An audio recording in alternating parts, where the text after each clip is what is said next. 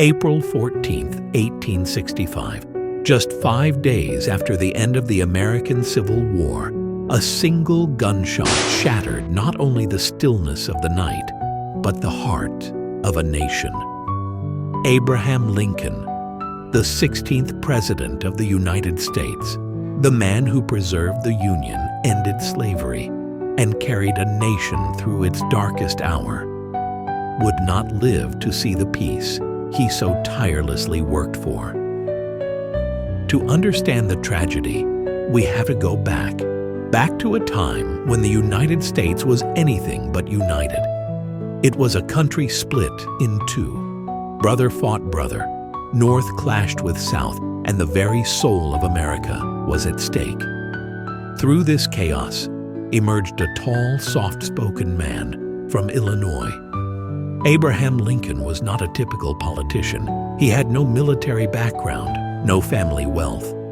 What he had was vision and conviction. He led the country through 4 bloody years of civil war, and when the dust finally began to settle, he didn't seek revenge. He sought healing. But not everyone shared Lincoln's vision of reconciliation. One man, an actor, a Southern sympathizer, and a man driven by twisted patriotism, believed that killing Lincoln would save the South. John Wilkes Booth, a famous stage actor, beloved by many, but secretly plotting one of history's most infamous crimes. Booth wasn't alone. He led a small group of conspirators who originally planned to kidnap Lincoln, but after the South's defeat, Booth's desperation turned deadly. He knew Lincoln would attend a play at Ford's Theater on April 14th, and to Booth, that was the perfect stage.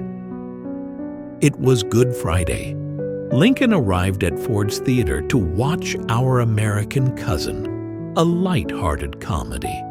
He was joined by his wife Mary Todd, Major Henry Rathbone, and Clara Harris. At 10:15 p.m., during a moment of loud laughter from the audience, Booth crept into the president's box, pulled out a small Derringer pistol, and fired a single bullet into the back of Lincoln's head. "Thus, always to tyrants," Booth shouted, breaking his leg as he landed on the stage.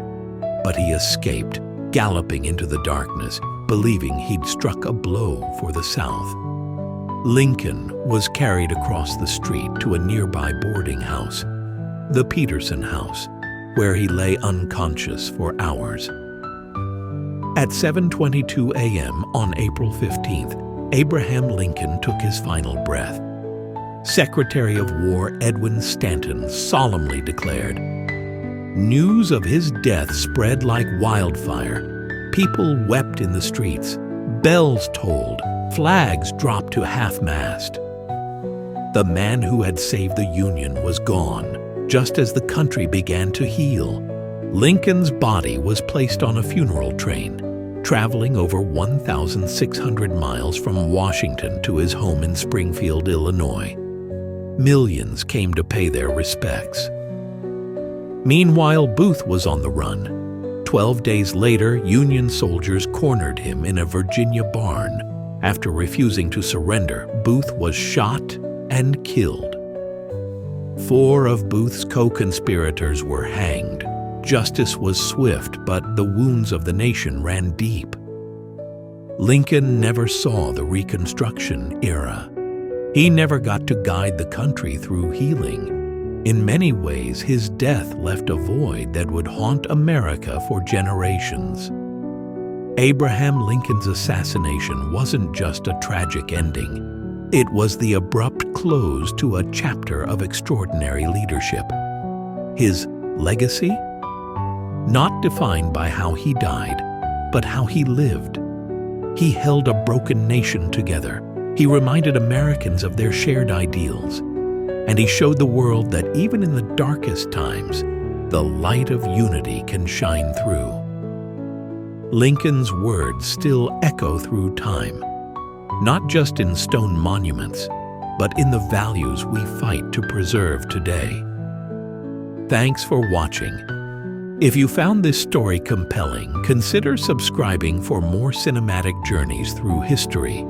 And remember, the past is not just about dates and names, it's about people, choices, and the legacy they leave behind.